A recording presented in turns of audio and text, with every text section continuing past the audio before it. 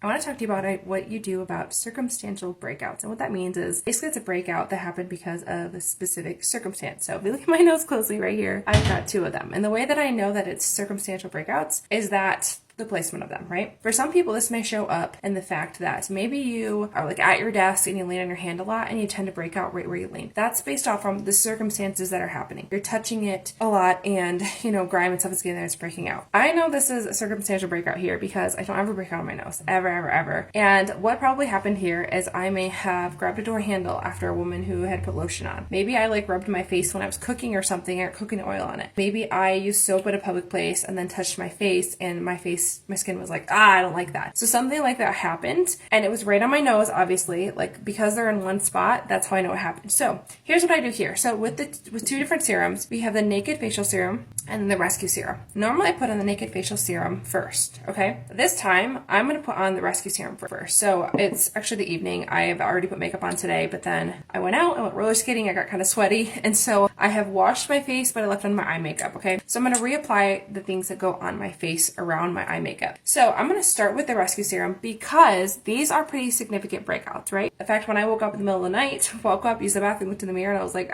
they're white on the top. Not cute, okay? So that's how I know, if it's something that's really, really noticeable like that, that's when I'm going to use the Rescue Serum first because it's going to hit it a little bit stronger. So I'm literally just going to dab a little bit on there, okay?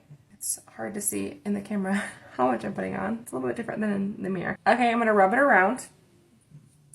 And then I'm just going to let that sit because there are just straight up breakouts that are there that are pretty significant. I'm going to let it sit for 5 to 10 minutes. And then after that, I'm going to put on my Naked Facial Serum. Okay, I'm going to do that. And so I will continue to do this until I feel like those spots are calmed down a little bit. They're not as irritated. And then I will switch back to going with the Naked Facial Serum first. So that's kind of how you know what to do and how you know when you need to use the Rescue Serum first versus the Facial Serum. It's just when you have something that seems a little bit more angry, not kind of upset, going on with your skin.